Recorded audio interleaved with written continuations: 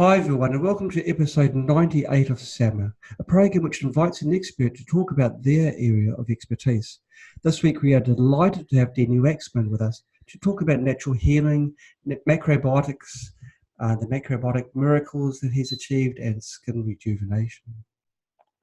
Denny has been a macrobiotic counsellor since the 1970s and is one of the founders of American Macrobiotics. He has changed the food narrative away from a diet dependent upon animal and dairy foods. From the mid-Atlantic summer camp to opening the first natural store in Philadelphia and directing the Kushi Institute, Denny has been a pioneer in macrobiotics. He gained much public attention when Dr. Anthony Sattilaro overcame terminal prostate cancer and credited Denny for saving his life. In his book, Recalled by Life, he gave him the credit. Denny teaches globally and is the author of the Complete Macrobiotic Diet and soon to be released, The Ultimate Guide to Eating for Longevity. Can't wait for that one to come out, Denny. Denny, welcome to our show. Thank you, John. I'm very happy to be here. Now, we're going to talk about the macrobiotic diet. Just what is a macrobiotic diet? Well, macrobiotics, macrobiotics is a way of life, but the dietary part is based on all of the world's long-standing traditions.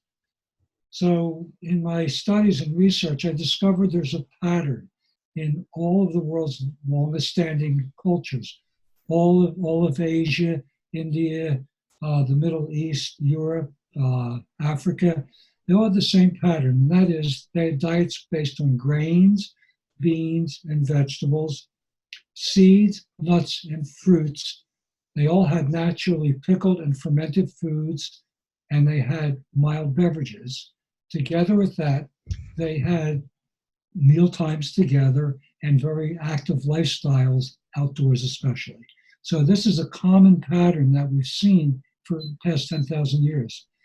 And what I find interesting when people talk about macrobiotics, they say macrobiotics is a fad diet.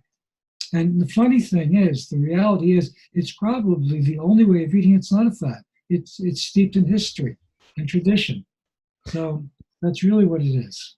Isn't it remarkable how communities on opposite sides of this round earth, very, very distant, how they have similar kinds of carbohydrate-based diets? Right. I mean, modern history began with cereal grain cultivation, and all people are synonymous with the grains that can't be separated, like rice in Asia, bread in Europe, corn in the Americas. These are part of our identity, the grains that we eat. Right. How did you get first involved? Something must have been a trigger, I guess, to get you, aligned with the study of macrobiotics. Was there anything in your life? It's funny. Sorry.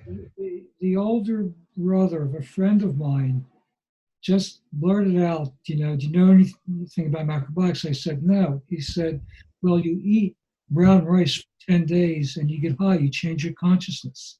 I said, what are you talking about? I said, try it, it's macrobiotics.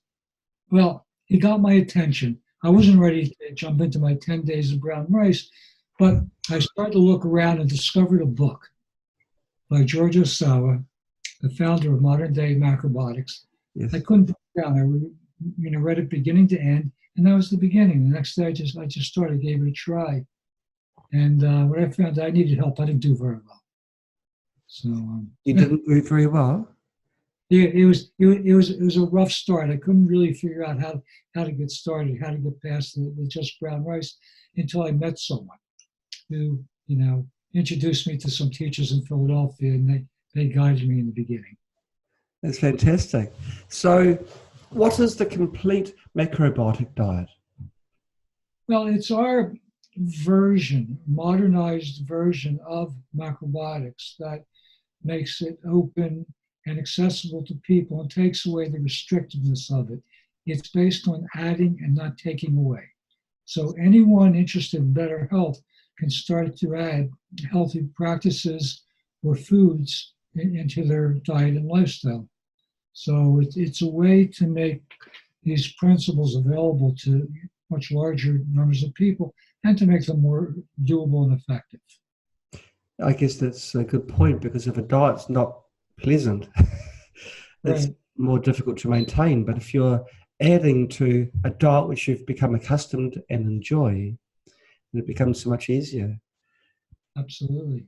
I guess you'd have to reduce the amount of your existing diet, otherwise one's weight may increase with the extra intake. Well, funny enough, most people practicing macrobiotics eat a fair amount of food and they don't gain weight. People think carbohydrates are fattening, but unrefined carbohydrates are not. Grain eating people are always thin worldwide. It's just people eating the modern diet now, they have weight issues. By modern, you're talking about grains which have been processed, improved to make them more visually appealing. Absolutely. But all the traditional grains, rice and barley and millet, and oatmeal, all those things, you can eat, literally as much as you want without having a weight issue. Just when you start to get into the refined grains, as you mentioned, and the animal and the dairy foods and the sweets, that's where the weight issues come to be. Okay, so with a macrobiotic diet, you can improve your physical health. Is that what you're really saying? Greatly. I mean, the interesting thing is, this has been known in Oriental medicine for thousands of years that we have two brains. The normal brain that we think about, but the second brain is in our gut, our microbiome. Yes. And interesting point is that our microbiome, our second brain, our gut brain, controls everything. It controls how much nourishment we get from our food, about our health, our immunity, our moods, our attitudes, our memory. All of these things really come from our gut. So, our approach to macrobiotics is how you eat is just as important as what you eat. So we put a lot of emphasis on eating habits. And people that take the time to make good eating habits and eat healthy foods then find even in days, they're starting to improve the microbiome and they start to, improve in every area of their life, the waking life, sleeping life. So, it sounds too good to be true, but it isn't. It's just a reality. You mentioned moods. Are you suggesting that macrobiotic diet, a good, healthy macrobiotic diet, can help your mental state as well, or your memory and your other cognitive? I am, because when you eat a healthy diet, your energy, your blood sugar, your circulation, everything's much better. So you naturally feel more even keeled and think, on a more even level. Together with that, healthy food and activity leads to healthier sleep. So when you have a good night's sleep, you wake up refreshed, you have even energy, you feel and you think better. So it's quite far-reaching, the macrobiotic diet. Then it doesn't just not just for simple health, but it's for your mental state as well. If you've had a bad sleep, then you're going to wake up grumpy and tired. And yeah, I didn't have any physical health problems, when I started, but I grew up in the '60s, and I was dissatisfied with life and society. I was looking for something better.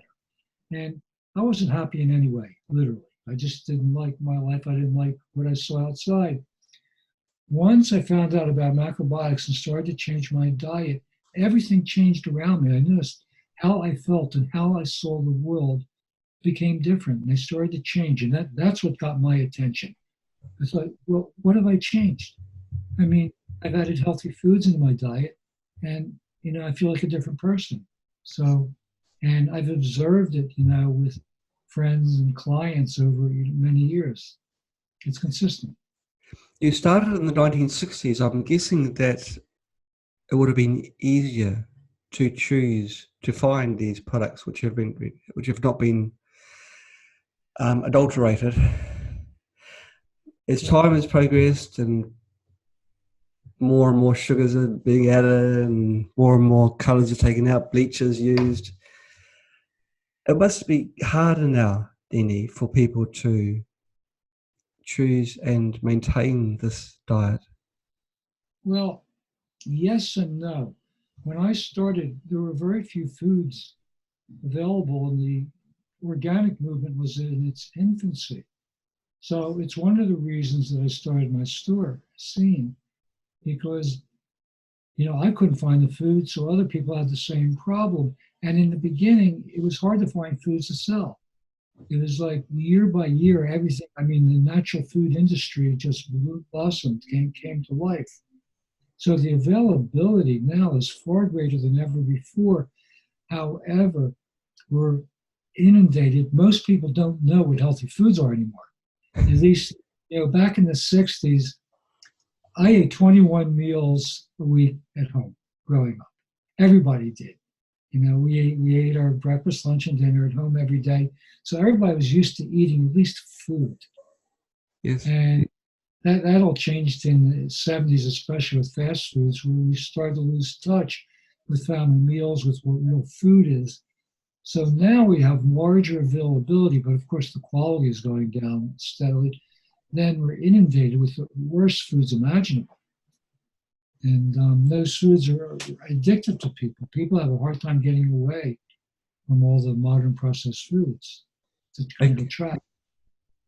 Okay, so let me tell me if I have this correct. A probiotic diet is a diet which has carbohydrates which have not been refined. They're in the natural raw state, or their natural state, I should say. But I'm missing something. There must be more to it than this. When you say probiotic diet, I'm not quite sure what you're. I'm talking about the macrobiotic diet. Right. We're talking about unrefined carbohydrates, because you've explained how carbohydrates are a staple for people all over the globe. What else is the macrobiotic diet? What else makes up a macrobiotic diet? So the basis of a complete and balanced meal nutritionally is a cooked grain and a separate vegetable dish. It's the interaction between the two. So the two components of every meal that we eat, breakfast, lunch, and dinner, is a cooked grain and a separate vegetable dish. The next food that follows that is soup. The next food that follows that is beans, or as in Asia, beans and soy products. Yes. So there's a common pattern: grains and beans, vegetables, soups, and then everything else follows that. It's not grains alone. Yes, I understand. And it's important to get that in that sequence. Right. So one of the things we explain clearly in our book, that there's an order to choosing a meal. And that is, you decide on your grain, then you decide on your vegetable dishes. Yes. And one of the things that we discovered is people can't eat high grain diets anymore. Maybe in Asia, because it's part of the culture, more recently in a stronger way, but in other places. So we recommend people eat a lot less grains and a lot more vegetables than in the past. And that seems to work very well for people. Plus, we recommend a lot more beans and also tofu than people are used to eating in past macrobiotic lifestyles. Why do you think some communities can't consume much grains? The main reason is our digestion. Everyone's digestion is getting weaker. Because, it used to be that the lifestyle, like when I grew up, I used to think, well, kids played outside from morning to night. But then I realized it wasn't only kids, everybody was outside a lot. Where I lived, everybody, the parents, the adults, they hung out outside as well. They weren't inside. And we just did a lot of things outside. So you had a natural, active lifestyle, and you didn't have all the modern conveniences. Now, almost everyone, unless you're a farmer or a landscaper or something, you're inside most of your life sitting down. And, that's taken a toll on our health and our nervous systems, our digestive system. And as a consequence, people don't have the same ability to digest grains as they did in the past. So, I started off eating probably 60% grains for many years in macrobiotics. But, I'm guilty like everyone else. I'm sitting in front of my computer a good part of the day and Yes. not out like I should. And I started to notice I do better with less grains. And I did the same for my clients. And I said, okay, this is definitely a trend. Okay. Less grains, vegetables. So it's not a genetical change. If you started spending more time outside, and your body would revert back to normality. Right. But spending more time inside may not be necessarily a bad thing with the pollution that's outside. Mind you, then again, I guess the pollution goes inside as well, so you can't get away from it. And the airborne pollution. And like standing water purifies, standing air does as well. So a huge amount of pollution builds up inside. It's not a good situation. No, it's not a good situation. And of course, it's all around us, isn't it? You can't get away. Unless you're living in some countries which are blessed with blue skies and clean environment. But those are few and far between. In some countries, they do everything right, but they get the blowover from neighbouring countries. Okay, and balanced meals. If we're having all the time grains and then beans and then other vegetables in a certain order, isn't it going to limit the range of foods that we have, and therefore not get some of possibly the micronutrients which are only available in some foods? I think it's really the opposite. There's an endless number of combinations of grains, beans, vegetables, seeds, nuts, and fruits, right? Beverages, pickled and fermented foods. So the variety is really unlimited. Plus, you're not limited to one cuisine. You can have Asian cuisine and then Middle Eastern cuisine and Northern African, and you can change it day by day. Yeah. Like we eat one so-called typical traditional macrobiotic meal a day, with like rice or millet or one of the standard grains we used to eat. Then we eat another, which is more like a Mediterranean or Mexican, something, some different type. And it works well because it really expands the variety and it keeps everything interesting and light. Okay. But most of those are just flavour differences, surely, rather than nutrient differences. If you're using the same base. Yeah. If there's the general warning where vegetarians may be deficient in B12, for example. Right. And sorry. Sorry. Some do. Well, a lot of meat eaters are B12 deficient also. So, my long-time experience is most people never have a B12 issue. Some do. So I recommend people periodically do a blood test and check your B12. And if you're 400 or below, then take a supplement. So my experience is everything under the sun that we need, we get optimally from a plant-based diet, except for possibly B12. And it's hard to overdose. So if you find a high-quality supplement, take it regularly, you can't go wrong. Okay, well, that's simple. Do you know the main source of B12 worldwide in the past? It was actually dirt.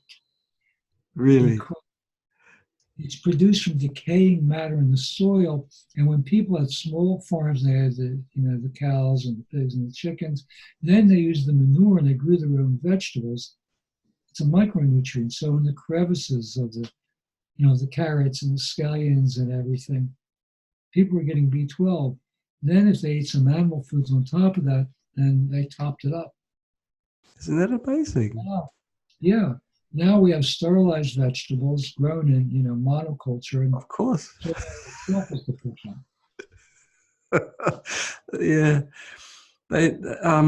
They say that playing in dirt is healthy, extremely healthy, but now they have this soft rubber to play on, so it's safer. So Uh, we're uh, very heavily protected nowadays. It's impossible to bruise yourself on playing grounds.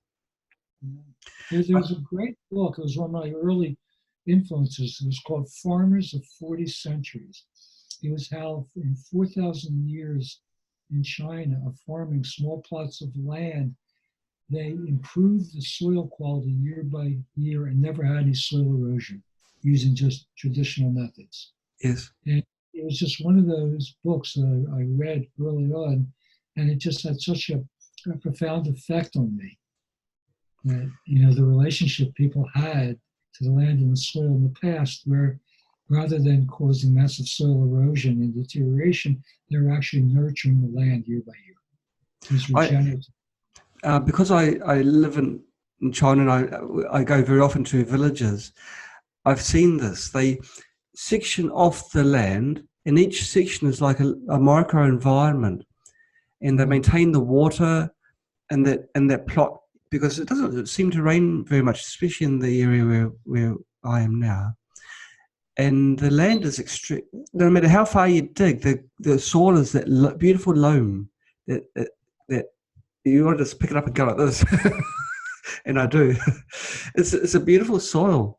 And I wondered how it could be like this if they've been there for such a long time. But what you're saying is right. They put back into the soil. They rotate. They change different types of crops, and they don't do intensive agriculture either. Yeah. So they've got fantastic soil. I couldn't help but notice during our talk how wonderfully smooth your skin and radiant your skin looks. Is this part of the benefits of the macrobiotic diet? Well, one of the things we recommend is something we call the body rub.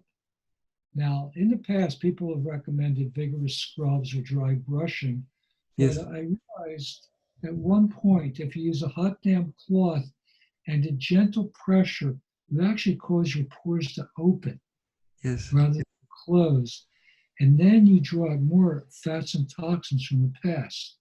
So the skin renews itself every 28 days. Every 28 days, we have new skin. However, it gets nourishment, moisture, oils, and nourishment from inside. Yes. So if you eat healthy foods and you do a gentle rub with hot damp cloth and take 10, 15 minutes, do it with some care, then no matter what your age is, you have nice skin. It's an amazing practice. But it's so simple. There must be some trick. No, there's not. The trick is you use your sink or a basin. You take a cotton washcloth, you fold it in half twice so it's a square pad. It's 4 layers. Okay. You dip it in and you re-dip it into the same water. You don't run it under the tap or in the shower. You need to do it at the sink in a dedicated basin or in your sink, and then you re-dip the cloth into the same water, and it makes it more effective. And if you do it that way and rub gently, like the tide, just gently rolling in or gently rolling out, wherever you're going, just up and down very gently and with great care. Like when I do it, I do my wrist, I do my palms, I literally do in between every finger, I do each finger itself. I mean, that's the kind of care. Same thing on the back, each finger and my arms, So, and we have a DVD. It's going to be available online soon of how have the details of how to do it to get the most benefit. But my long-time observation is people who do the body rub have better health than others, because basically, in order to be healthy, what goes in is important. There's no doubt, our diet, our eating habits, but just as important is our body's ability to eliminate, to detoxify. Our skin's our body's largest organ. If it gets clogged, then we lose a huge ability. It's the third kidney. It's doing the same as our kidneys to clean our body. So if your skin's clogged, you can't eliminate, detoxify normally. Once you open your skin, everything's different. Your body cleans itself naturally. Would you go as far as to say the skin can be a good indication of your overall health, the condition of your skin? Absolutely. In Oriental medicine, the periphery, the surface, shows the center or deep inside. And the more peripheral, the more deep. So the skin is our most peripheral surface organ, which means the skin really shows the condition of our blood, of our internal organs, of our nervous system, the deepest parts of our body. And, again, in my counseling practice, I've noticed it's very common before someone finds out they have a serious illness, their skin quality and condition changes. First, it becomes more dull, then it becomes doughy. It starts to, you get like raw dough where it loses, the vitality and resilience that healthy skin has. Right. And, we can notice that a lot. Mm-hmm. I've noticed that actually, people that have got very serious diseases, their skin certainly changes. Yeah. A lot. And the colour, that sort of turn pasty. Right. And conversely, people they eat better, they do the body rub, and in days or weeks or months at the most, and they realize, God, my skin is really different. Which means what's going on inside is different as well. But this body rub is so simple. Is it just water? Just water? Plain hot water out of the tap. Now, hopefully you have filtered water, rather than polluted water. But even when I travel, in a hotel, I often bring my own cloth. So I prefer that to who knows, what the cloth is like. So it's certainly not filtered water in a hotel. No. But I still do the body rub and still think it's beneficial. Good. Why is it important to use the same basin? Why can't you use running hot water? Well, that's a good question. Again, one of the things that I observed along the way is that you can't pick up absorb liquid with a dry sponge. I call it the damp sponge. It's the principle behind my healing. That if you have a damp sponge, you can absorb plenty of water. So if you constantly run the cloth under the tap, very clean water, in your so-called dirty skin, it doesn't have a communication. But let's say I do my hand and I dip the cloth in, and oils and dead skin from my hand go into the water.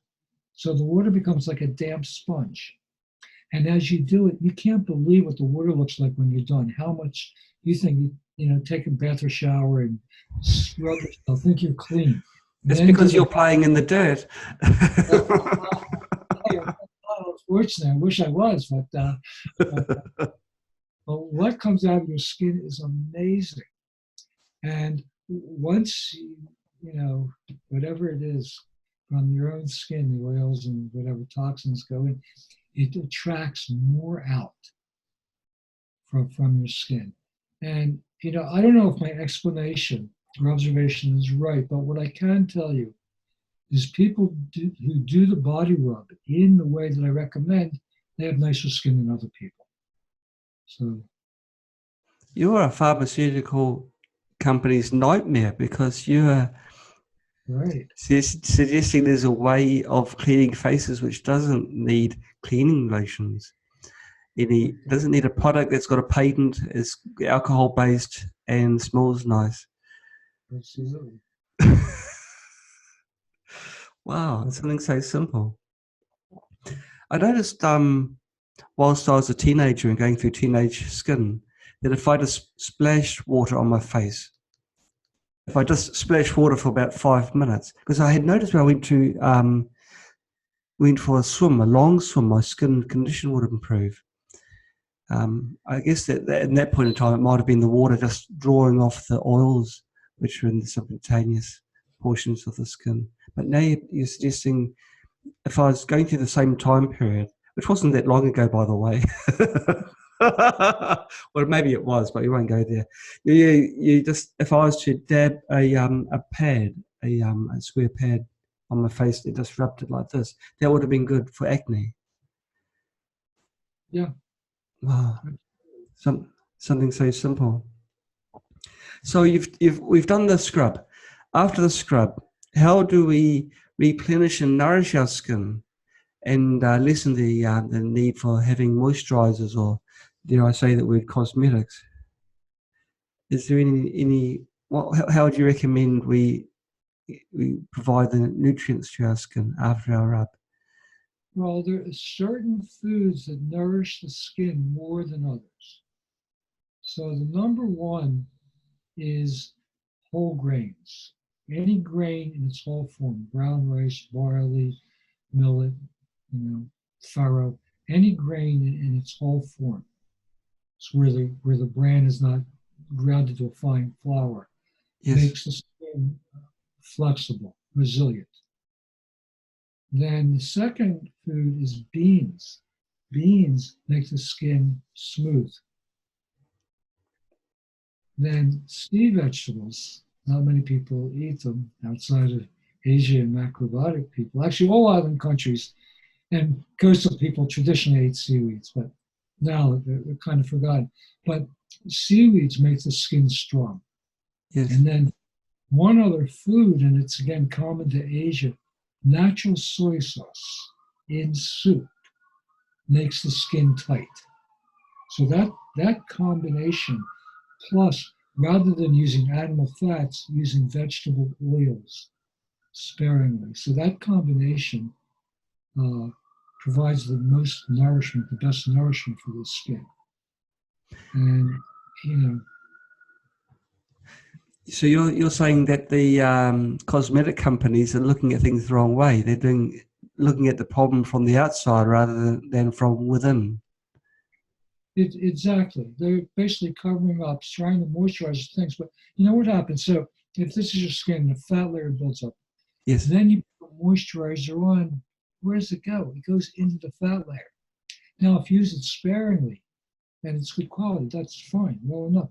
But if you're using it every day, you're compounding the problem.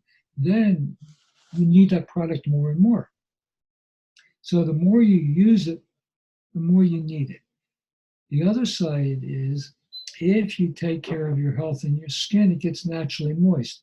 Now, if you're out in the elements enough, your skin's going to get dry and you're going to need something. But normally, we need very little for our skin.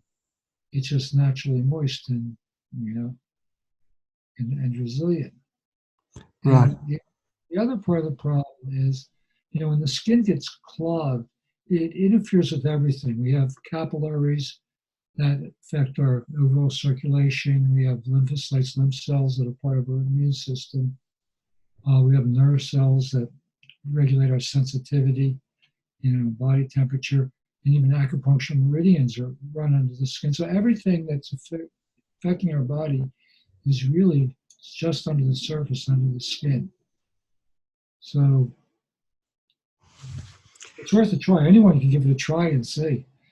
Well, it's something so simple too, just changing a diet or adding to an existing diet. I guess it'll be wise for some people to drop some of their old habits, in particular if they're not so healthy. A hard thing to get now is quality oils. Yes. Very hard. Even vegetable oils, they're almost always had antioxidants added. They've been processed with extreme heats to keep them beautiful and shiny in the clear bottles. It's very, very hard. And I know in China it's just nigh on impossible to get a quality oil. You've got to import it from a place like Spain or Italy. Right. It's very, very hard.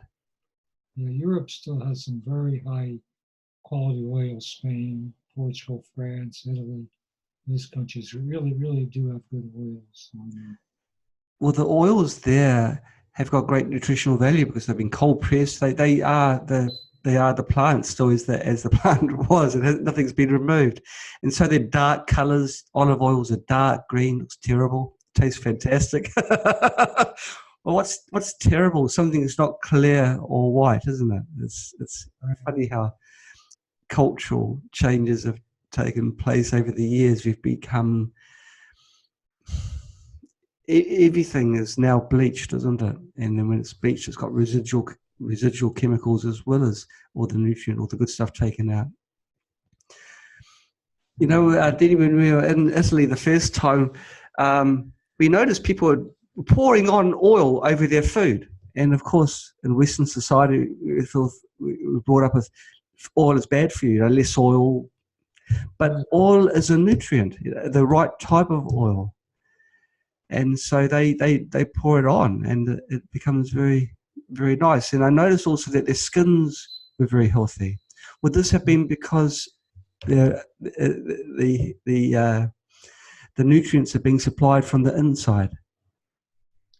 Probably. The question is, is their health coming from the oil, or is it coming because they're eating, a high plant-based diet? I mean, lots of vegetables and fruits traditionally, because some people question how healthful oil actually is.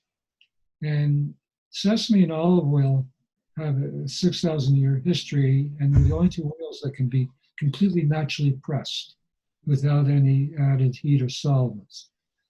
So, my thinking is, and they've been used in all the cultures that have great longevity and health, so used properly. But, I'm always trying to research traditional foods. Yes. And what I discovered is that in India, which now the food is very, very spicy, that's very recent. That's really, because of the spice trade. So in India, it's basically pepper, black pepper, white pepper, and mustard. They're the only natural spices. Everything else came from the Caribbean. Well, I'm doing a research project on traditional diets, and I have a friend who's Korean and grew up in Japan. And we asked her to do a little research on the traditional Korean diet. And actually, we just talked today, and she said originally the food was not spicy in Korea. Korean food now, I mean, some of it I can't eat. It's like, whoa, over the top. And she said that's really very recent originally. And even the original kimchi was not spicy. So my point is a roundabout way of saying I question the use of oil in the past. So if cultures like, Mexico, India, Korea now that used lots of spices in the past really didn't. They were very moderately or sparingly used. My supposition is it's the same with oil. And then over the years, it got, over the top. They became used excessively. Why was there that trend of the overuse of oils, do you think? They taste good. They're satisfying. Food with oil is tasty. And then people say, oh, it's healthy. So, a little bit is good. We'll just use some more. It's interesting how sesame oil, you're saying, goes back 6,000 years, at least 6,000 years.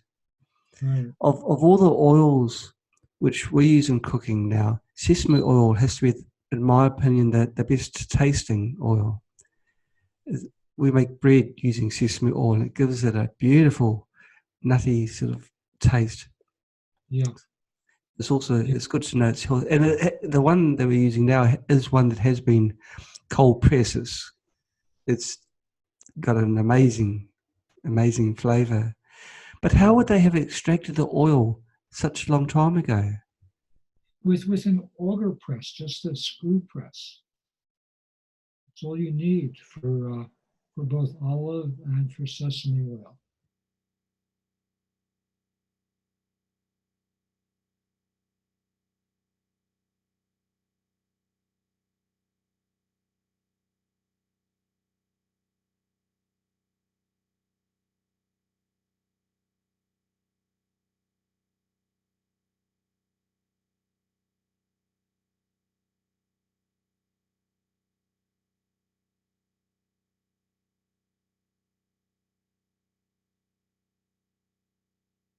Massive amounts of oil. That may be a reason why it's used more prevalent now. And it's actually easier to cook, isn't it, with more oil? It's harder to burn things, get things sticking to the pot. So I guess it's that bonus as well. Yeah, it's easier to get more taste out of the food when you use oil. I mean, cooking without oil requires a little more skill to really bring the flavor of the food out. That is true. Very true. Very interesting what you're saying about Indian cooking, how it did not used to be spicy. I always associated Indian food with turmeric, basically. Turmeric and the masala, but turmeric. So where did turmeric come from? I'm not sure. That might be indigenous Okay.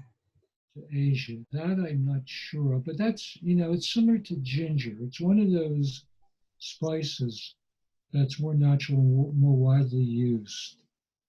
You know, garlic has a wide distribution, north and south, as does ginger, turmeric. So there's certain ones that I think are more traditional and have kind of passed the test of time. Yes. Now, we've mentioned how countries on opposite sides of the earth have a similar type of diet, the main basis of the diet, especially historically. But how would you explain the trend where countries which are hot tend now to have hot, spicy foods, whereas colder countries are the opposite? You'd think it's the wrong way around. You'd think if you're in a cold country, you should consume hot, spicy food. Well, okay, that's another. It's interesting. So there's two types of spices. One type where you feel deep in your sinus, like onions, garlic, horseradish, things like that. So when you eat them, you know they're hot. They make you cry and they cause a pain right there. And they have a gathering effect. Other spices like chili, you can't tell where it's hot. It's hot. Everybody experiences the hotness in a different way. So the really hot spices are dispersing. So in hot climates, we actually have a need for some hot spice to help disperse excess heat. Whereas in cold climates, we need the gathering spices, the horseradish or the ginger, the wasabi, onions, to help preserve our heat and energy. So there's an interesting distribution of certain things, north and south. Like the further north you go, the more dense bread gets. The further south you go, you get more to chapati, pita, things like that, lighter breads. Yes, yes. The patterns are fascinating. We're just breads, the history of bread. Now we had a bit of a conversation yesterday, not you, but a group of people. We had a talk about breads and how to make bread in the past, you would have ground up the grains. This would have been probably one of the major reasons for harvesting harvesting the grains. The sugars, to make yeast rise, you need some form of nutrients. Would they have just used the carbohydrates within the grain instead of adding sugars as we do now? Yeah, traditional sourdough was flour and water. They mixed them and they drew yeast, right, microbes out of the air, depending on the environment there. Then it'll puff up and then they stir them and they keep doing that till they get just the right amount of sour. Then they used, at that time, stone ground flour, which is the highest quality. Of course, it was organic. So with this organic stone ground flour and natural ferment, just drawing yeast out of the air, right, then that made the bread rise. Whereas for commercial yeast, baker's synthetic yeast, you need sugar to make it work. Right. Oh, okay. That's very interesting. I guess with the older way, it would have taken a long time for the bread to rise because it's only using... Overnight. Really? Yeah. Well, I'm not a baker, but the first year we had our store, we had a lunch counter, and I was the baker. So every day I'd make 5 loaves of unyeasted sourdough bread. Yes. And by the end of the year, I actually got quite good at it. And then when you got the right sourdough and you needed just the right amount, not too little, not too much, then you found the right place to leave it to rise. Then overnight, it just rises beautifully. And the next morning, 5 o'clock in the morning, is to put the bread in the oven and So just make it for one day. And some bread might be risen for, I don't know, longer than that. I don't, because I'm not really a baker, but I know it will rise overnight sufficiently. And that's using the yeasts that are floating in the air. Just flour and water. So if you're making a rye bread, you use, rye flour for your ferment. And if you're making a wheat bread or whatever it is, you use that type of flour to make the sourdough starter. What about now when there's pollution in the air? Is the yeast still vibrant? Can it still be? I think so. Near us, outside of Philadelphia, an hour away, there's a bakery, and they have the best bread I've ever had. I mean, they use local stone ground flour. They make their own ferment for each bread, and it's amazing, and it keeps fresh for the longest time. It doesn't mold, doesn't dry out. It's really, you can see, why people call it, the staple of life. It was really important. It doesn't go moldy because it hasn't got so many sugars in the bread? Right, I think because it has, enough nutrients and enough vitality. Yes. Wow. Yeah. It's interesting. And they don't add salt to the bread because salt... Salt, so it's flour, water, and salt, and natural ferment. That's it. Wow, there's something so simple. We've talked about the very basics in the SAMA, haven't we? We were talking about nutrition from within with the macrobiotics. Right. Talked about their skin health and how it's important to approach it not from the outside. So we're not talking about creams or cosmetics, skin paints, but again from the inside, so your body can... Well, that's where skin grows, from the inside out, not from the outside in. So it does seem a little bit ludicrous to just put things over the top and expect your skin to still exfoliate naturally and breathe naturally when it's got a layer of oils and emulsified who knows what on the top. We've also talked about the order of eating foods, of having the let's see if I can get this right. I know I'll get it wrong. You have the rices, the grains, the beans, the vegetables. Was I half right there, Denny? That's very good. Yes. Just need to get some soup in there with one of your meals. And you've explained how you don't have to completely go to this type of diet, but you can retain the parts of your existing diet which you enjoy, and you can add to that. And you've also explained how eating this way, you don't get fat. Now, why don't you get fat? Because you're still having a certain calorific intake. Is it because it's not so available to the body, those calories? I don't think the calorie theory works very well, personally, but yes, it's been debunked recently. Healthy foods make our body more efficient at detoxifying and eliminating what it doesn't need. Yes. So as long as what goes out is equal to or more than what goes in, you don't gain weight. Okay. Which means if you eat a comfortable amount of healthy foods and walk and do the body rub on a regular basis, then your weight regulates itself. Most of my clients don't come to me for weight issues. They come for everything else under the sun. Most of them are overweight. And I hear the same thing all the time. I'm losing weight. I wasn't trying, it just happens naturally. Why? Not because when your body's healthy, it goes to its natural weight. It really shouldn't be an issue. Okay.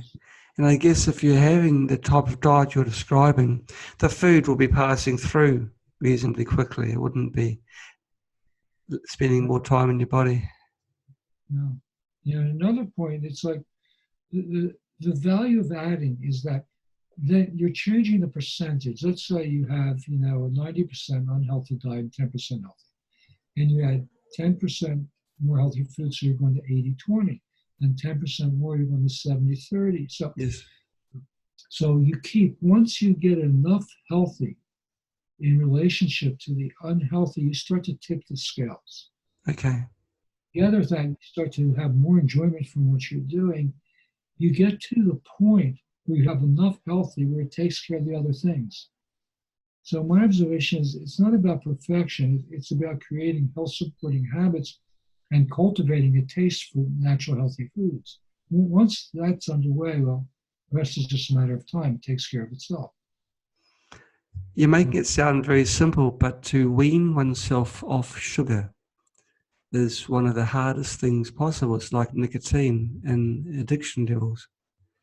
Well, yes and no, because before macrobiotics, I was a 100% junk food eater. I had the worst diet you can imagine. Nobody would have guessed that I would have gone this route. But what I discovered, and I was a sugar and chocoholic, I mean, to the highest degree. What I discovered, I mean, tasty cakes, that was one of my staples, these cheap, chunky cakes. But at any rate, what I discovered was, as I started healthy foods, I automatically lost my taste for the others. It wasn't discipline. It was enjoying and finding, for me, it was adventure. Each new food, each dish, everything, I just, I was excited. Everything was so new. So as I added the healthy, I started to lose my taste for unhealthy foods. And I can't say I never eat unhealthy foods. I mean, I do.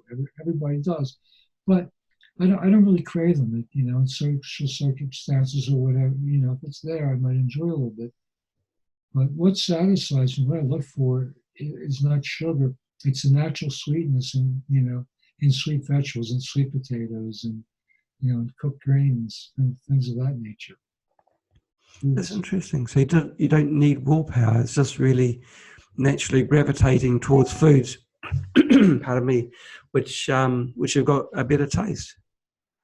Right, and that's such an important point, because if people think about health and diet, they think about restriction and giving things up.